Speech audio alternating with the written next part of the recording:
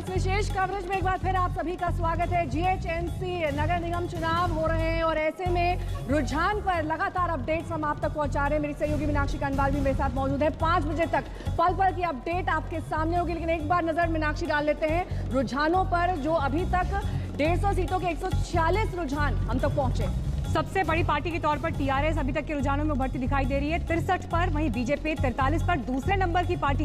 ये देखना होगा कि देखिए हैदराबाद बनेगा भाग्यनगर, ये मुद्दे जरूर उठाए गए, लेकिन बीजेपी का भाग्य यहाँ जरूर बदलता दिखाई दे रहा है। लेकिन असदुद्दीन ओवैसी की पार्टी खिसक कर आ गई है नंबर 3 पर। इस वक्त 37 सीटों के साथ वो आगे चल रहे हैं। हालांकि कुछ सीटों पर नतीजे घोषित भी हो गए हैं। बड़ी बात यहाँ पर यह कि दक्षिण भारत की राजनीति में क्या तेलंगाना का हैदराबाद का ये निकाय चुनाव कितना बड़ा संदेश लेकर आएगा आगे आने वाले चुनावों में भी, क्योंकि तमिलनाडु, केरल, पुडुचेरी, आंध्र प्रदेश, ये सब भी अब निशाने पर होंगे। कई राजनीतिक संभावनाओं के दरवाजे यहां से खुलते हुए दिखाई दे रहे हैं और इसी पर चर्चा के लिए हमारे साथ स्टूडियो में भी खास मेहमान मौजूद होंगे। लेकिन सबसे पहले आप ये सुनिए, टीआरएस की नेता से जब हमने बात की, अभी तक के रुझानों के हिसाब से क्या कहना था, कि कविता का सुनिए। काफ़ी गहमा गहमी का, काफ़ी हीटेड था चुनाव प्रचार। उसके बाद से अभी आज वोटिंग काउंटिंग का दिन है, क्या एक्सपेक्टेशन है आपके? जी, हमारी तो पहले से जो कहना था कि single largest party TRS party होगी, ज़रूर वही निकल के आएगा। सारी एग्जिट पोल भी यही बताती है। हमारे कार्यकर्ता जो उन्होंने ग्राउंड में काम किया है, उनसे फीडबैक भी जो मिल रहा है यही मिल रहा है। तो जाहिर है आज इलेक्शन, आज रिजल्ट का दिन है, अच्छा दिन टीआरएस के लिए होगा मुझे लगता है, क्योंकि जिस तरीके से काम टीआरएस पार्टी ने किया है पिछले 4-5 सालों में, उसने लोगों ने उसको देखा है। सो इलेक्शन के टाइम पे, कैंपेन के टाइम में हज़ार बातें कही जाती है, लेकिन काम ज़्यादा लोग देखते हैं। और आज लोग मुझे लगता है डेवलपमेंट के बारे में बात ज़्यादा करना चाहते हैं। बीजेपी ने तो डेवलपमेंट के बारे में एक भी बात नहीं बोला। बीजेपी ने कभी भी ये नहीं बोला कि हैदराबाद के बारे में वो क्या करेंगे, पर टीआरएस को लोग जानते हैं। टीआरएस तो हमेशा ही हैदराबाद के बारे में सोचती है, तो इसीलिए लोग टीआरएस के साथ खड़े, ऐसा मेरा मानना है। बीजेपी के बड़े बड़े नेता आए मैम, भाग्यनगर की बात हुई, जिन्ना की बात हुई, पाकिस्तान की बात हुई, आपको लगता है उसका कोई असर वोटर्स पे नहीं पड़ेगा? देखिए, नाम बदल से कुछ नहीं होगा, तरीका बदलना होगा, काम करने का ढंग बदलना होगा, काम करने के जो प्रायोरिटीज़ है उसको बदलने होंगे। और टीआरएस पार्टी तो ये सब बदल चुका है ऑलरेडी और काम अच्छे तरीके से कर रही है। तो लोगों को ये जो आर्ग्यूमेंट बीजेपी ने बताया, मुझे लगता है वो समझ में नहीं आया। मेरा पूरा मानना है चंद घंटे हमें इंतज़ार कर लेना चाहिए, पर मुझे लगता है फिर भी TRS will emerge as a largest party in this election. इस इलेक्शन के बाद हम मान सकते हैं, पार्टी चीफ और चीफ मिनिस्टर साहब ने बोला था कि वो एक ऑल अपोजिशन की मीटिंग करेंगे, तो ये इलेक्शन का रिजल्ट फेवरेबल अगर आप लोगों के लिए होता तो उस दिशा में और ज्यादा आप लोग एफर्ट के साथ बढ़ेंगे? जी, मुख्यमंत्री जी ने कहा है तो वो बाद में ही अगेन से what he has in his mind. Party decide करेगी क्या करना है क्या नहीं करना है। लेकिन आज पूरे ही देश में एक तो माहौल ऐसा है कि इन सारी चीज़ों पर डिस्कशन होना चाहिए। जो फार्मर्स की एजिटेशन अभी दिल्ली में चल रही है, इसके बारे में बात होनी चाहिए। एग्रीकल्चर बिल्स के बारे में बात होनी चाहिए। नेशन की डेवलपमेंट के बारे में बात होनी चाहिए। जितने बड़े बड़े प्रोमिसेस बीजेपी ने किए थे नेशनल लेवल पे, जो वापस कभी उन्होंने उसके ऊपर डिलीवर नहीं किया, इन सारी बातों में भी चर्चा होनी चाहिए। ऐसे सिर्फ टीआरएस पार्टी को ही नहीं, सभी को लगता है। तो मुझे लगता है कहीं ना कहीं एक ऐसा माहौल बनेगा, आएगा, और जब हमारी पार्टी की तरफ से डिसीजन लिया जाएगा तब बताया जाएगा। देखिए मीनाक्षी, दिलचस्प ये है कि कविता जब पार्टी बदल जाती है तो इनके सुर भी बदल गए हैं। कभी बीजेपी से ही चुनाव लड़ी थी, आज बीजेपी के खिलाफ बोल रही हैं, और बोले भी क्यों ना, लेकिन इनकी पार्टी को भी देखना होगा, क्योंकि सिमट रही है टीआरएस। तेलंगाना में कब तक टीआरएस का वर्चस्व बरकरार रहेगा, ये देखना भी दिलचस्प होगा, क्योंकि जो अभी तक संकेत मिल रहे हैं उसके मुताबिक 63 सीटों पे आगे चल रही है, जबकि पिछली बार 99 सीट टीआरएस ने हासिल की थी। और इन्हीं तमाम राजनीतिक संभावनाओं पर कई सवाल भी खड़े होते हैं, जिस पर चर्चा के लिए स्टूडियो में खास मेहमान हमारे साथ आ गए हैं। पॉलिटिकल एनालिस्ट आशुतोष हमारे साथ मौजूद हैं, सीनियर जर्नलिस्ट भी हैं आप हमारे साथ। प्रोफेसर संगीत रागी भी मौजूद हैं, आप दिल्ली यूनिवर्सिटी में पढ़ाते हैं, आरएसएस मामलों की जानकार भी हैं, और साथ ही हमारे साथ सीएसडीएस से संजय जी भी आ गए हैं। आप सभी का बहुत बहुत स्वागत है। सबसे पहले संजय जी, जो अभी तक की तस्वीर दिखाई दे रही है नंबर्स के हिसाब से, क्या आप परख पा रहे हैं? नतीजे कुछ ऐसे ही होंगे या बदलाव की संभावना है? काफ़ी देर से इन आंकड़ों पर नज़र गड़ाए हुए हैं और मुझे लगता है कि आंकड़े अब बहुत बदल नहीं रहे हैं, थोड़ा बहुत ऊपर नीचे हो रहा है। अगर टीआरएस को देखें तो 63 से 65, 66 इस तरह के आंकड़े चल रहे हैं। बीजेपी का आंकड़ा 40 के करीब है, कभी 2-3 सीटें नीचे हो जाती है, कभी 2 सीटें ऊपर हो जाती है। मुझे लगता है कुल मिलाकर के टीआरएस करीब 60 से 65 के बीच कहीं उनका आंकड़ा जाके टिक सकता है। बीजेपी का आंकड़ा कोई 36 से 40 के बीच टिक सकता है। AIMIM पिछली बार उन्होंने 44 सीटें जीती थी, इस बार तकरीबन 37-38 का आंकड़ा है। और कांग्रेस जिसके पास 2 सीटें पहले रही थी, कांग्रेस का आंकड़ा वहीं पे सिमटता हुआ दिखाई पड़ता। मुझे लगता है स्टेबलाइज काफ़ी कर गया है और ये जो रुझान है ये नतीजों में परिवर्तित होते हुए दिखाई पड़ रहे हैं। तो ये आपका विश्लेषण है इस पूरे रुझान को लेकर, और साथ ही हमारे साथ आशुतोष भी लगातार बने हुए हैं। आशुतोष जी, मेरा सवाल आपसे ये कि जिस तरीके से फोकस यहाँ पर बीजेपी ने रखा अपने एजेंडे को लेकर, खास तौर पर अगर ध्रुवीकरण की बात कर लें, चाहे आप हैदराबाद के नाम बदलने को लेकर बात कर लें, इन सब का कितना फायदा मिला उन्हें दरअसल? क्योंकि आज अभी जो हम नतीजे और जो रुझान देख रहे हैं, कई जगहों पर नतीजे भी आ गए हैं, उनसे तो ऐसा ही लगता है कि कहीं ना कहीं वो अपनी स्ट्रैटेजी में, अपनी रणनीति में कामयाब रहे। चाहे भाग्यनगर नाम बदलने को लेकर मुद्दा हो, चाहे फिर जो राष्ट्रीय मुद्दे उन्होंने वहां पर जाकर एक नगर निगम चुनाव में उठाए। नहीं नेहा, मुझे लगता है कि आपकी बात बिल्कुल सही है। इस चुनाव में अगर कोई एक सबसे बड़ा विनर है तो वह है भारतीय जनता पार्टी। भारतीय जनता पार्टी हैदराबाद का वो इलाका है जहां पर अभी तक उनकी कोई मौजूदगी नहीं थी। पिछले बार भी जब उन्होंने चुनाव लड़ा था तब भी वो सिंगल डिजिट में थे, 4 सीटें थी जहां तक मुझे ध्यान पड़ता है जी। और वहां से उठकर अगर आप 43 सीट, अगर ये आंकड़े अगर स्टेबलाइज करते, अगर इसमें 2-4 सीटें कम भी होती तो भी मैं मानूंगा कि बीजेपी इस चुनाव की सबसे बड़ी विनर है। Point number 1। दूसरा, टीआरएस को निश्चित तौर पर बहुत बड़ी खतरे की घंटी है। तीसरा, MIM को अभी ऐसा लग रहा है कि उनको कोई बहुत ज्यादा घाटा नहीं हो रहा है, लेकिन अगर 44 से आपकी सीटें 37 पे आ रही हैं तो 7 सीटें इधर की, 99 में से अगर 36 सीटें कम होती हैं तो ये जोड़ लीजिए आप, तो इसका मतलब ये है कि टीआरएस का भी काफी हद तक वोट स्वाप किया बीजेपी की तरफ, और जो कुछ लोगों ने, जो कुछ जिन्होंने MIM को वोट दिया था उसमें भी कुछ सीट्स जो है या कुछ वोट जो है वो बीजेपी की तरफ गड़े।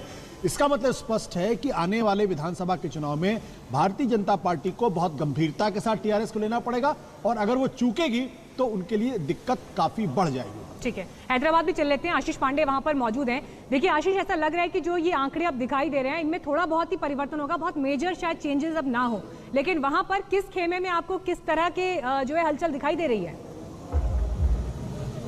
आशीष लगता है हमारे साथ जुड़े नहीं है, उनसे दोबारा संपर्क साधने की कोशिश करेंगे, लेकिन इस बीच आशीष आ गए।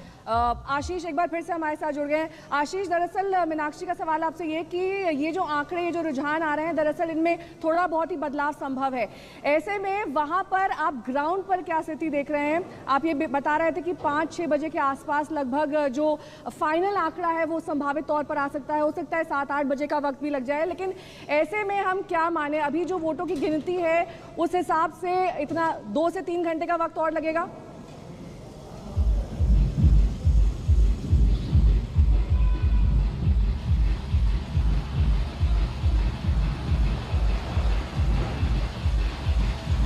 शायद आशीष तक आवाज नहीं पहुंच रही, पीछे बैकग्राउंड में काफी ज्यादा शोर है। संगीत रागी जी हमारे साथ लगातार जुड़े हुए हैं। संगीत जी, जिस तरीके से किशन रेड्डी को एक सेंट्रल मिनिस्टर बनाया गया, जाहिर तौर पर बीजेपी ने यहाँ पर भी एक स्ट्रैटेजी अपनाई। उन्होंने सोचा कि जो रेड्डी कम्युनिटी का वोट है वो अपनी ओर डाइवर्ट कर सके। इसका फायदा उन्हें मिला? देखिए, ये तो कहना बड़ा मुश्किल होगा कि रेड्डी के कारण मिला है, लेकिन मुझे लगता है कि भारतीय जनता पार्टी का संगठन और भारतीय जनता पार्टी की प्रतिबद्धता कि यह एक संवैधानिक संस्था है, लोक पंचायती राज, ये जो लोकल चुनाव हैं, इन चुनावों को भी हमको हल्के में नहीं लेना चाहिए। ये जो ग्रास रूट डेमोक्रेसी के जो प्रतिबद्धता थी और सारे लोग, जो बड़े बड़े नेता थे, आकर के जो चुनाव लड़ने में जो सहयोग प्रदान किया, मुझे लगता है उसके कारण यही हुआ है। दूसरी बात, एक बड़ा नैरेटिव चल पड़ा है कि ये पोलराइजेशन है।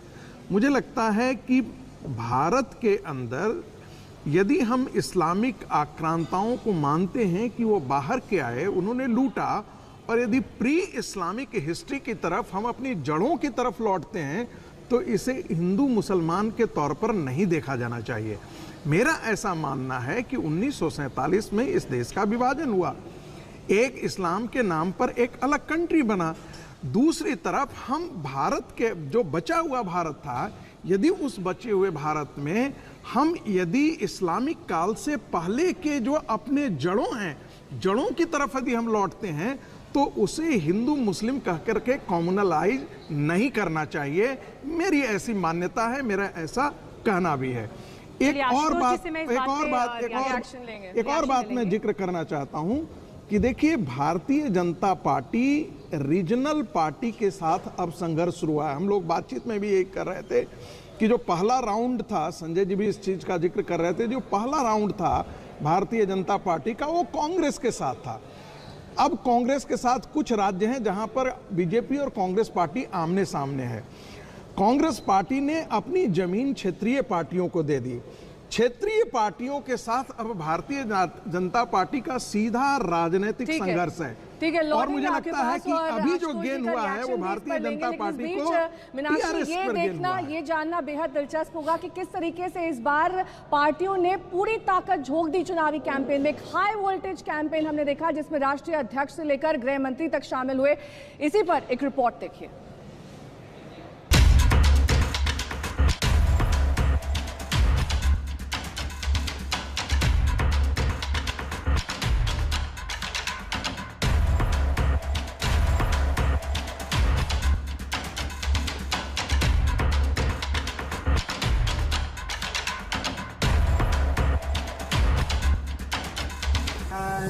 ये हैदराबाद का भाग्य लक्ष्मी मंदिर है। चार मीनार से बिल्कुल सटा ये मंदिर अब तक देश की निगाहों में नहीं था। चुनाव प्रचार में अमित शाह यहाँ आए और ये मंदिर हैदराबाद की हद से बाहर भी मशहूर हो गया।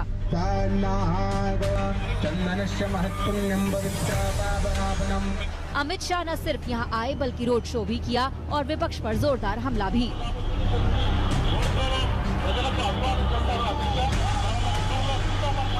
हम हैदराबाद को नवाब निजाम कल्चर से मुक्त होकर एक मिनी इंडिया बने ऐसा शहर बनाने की दिशा में आगे बढ़ेंगे।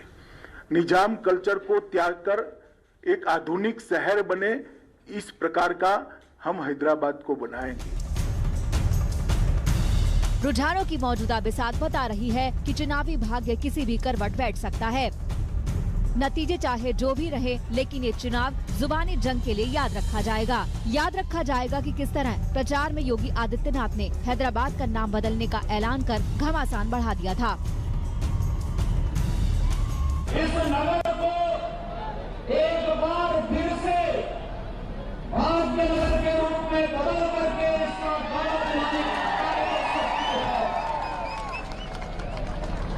जो लोग आज भी निजामशाही के पच्चीना का अनुसरण करके यहाँ के नागरिकों का शोषण कर रहे हैं, यहाँ के विकास को बाधित कर रहे हैं, यहाँ पर भ्रष्टाचार फैला करके यहाँ के आम जन की भावनाओं को रोकने का कार्य कर रहे हैं। जो शख्स जिस शहर को निस्बत हैदर-ए-कर्रार से है, उस शहर के नाम को तब्दील करने की बात कर रहा है।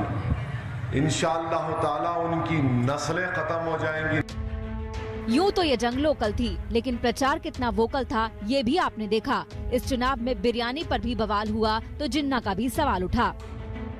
You vote for OIC here, OIC becomes strong in Bihar. If you vote for OIC here, OIC becomes strong in a Muslim locality in Karnataka. If you support OIC here, OIC will become strong in Uttar Pradesh. And what does OIC mean? Who is OIC?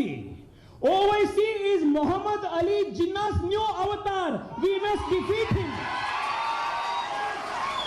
अब किसी एक चेपीदे शोरबे ने कह दिया कि मजलिस के जो सदर हैं वो जिन्ना है। आप ये देखिए कि इलेक्शन बल्दिया का हो रहा है, ना बरखी के बारे में बात, ना लाइट या स्कूल का इंतजाम के बारे में बात। अगर इन तमाम लोगों को कोई मर्द नजर आता है तो असदुद्दीन ओवैसी नजर आता है। बीजेपी ने ग्रेटर हैदराबाद नगर निगम चुनाव में अपनी पूरी पलटन उतारी। अमित शाह, योगी आदित्यनाथ के साथ साथ खुद बीजेपी अध्यक्ष जेपी नड्डा भी प्रचार में उतरे। किसी ने प्रश्न उठाया कि भारतीय जनता पार्टी का नेता, राष्ट्रीय अध्यक्ष कॉरपोरेशन के चुनाव में आ रहा है। मित्रों, पार्टी को और भ्रष्टाचार को समाप्त करने के लिए पार्टी के विकासवाद के नारे के लिए जहां भी जाना पड़ेगा हम जाने के लिए तैयार हैं और विकास को ले जाने के लिए तैयार हैं। अब देखना है कि इस प्रचार युद्ध का असर क्या होता है, नतीजे क्या होते हैं। आशीष पांडे के साथ चित्रा त्रिपाठी, हैदराबाद, आज तक। 2017 में अमित शाह ने ये लक्ष्य रखा था कि पंचायत से पार्लियामेंट तक बीजेपी को लेकर जाना है, लेकिन सवाल यहाँ पर ये कि क्या मछली की आंख को भेदने का जो लक्ष्य यहाँ तेलंगाना के जरिए दक्षिण भारत के लिए रखा बीजेपी ने, उसमें किस हद तक कामयाब है, आगे क्या संभावनाएं है, चर्चा यहीं से आगे बढ़ाएंगे। फौरन लौट रहे हैं।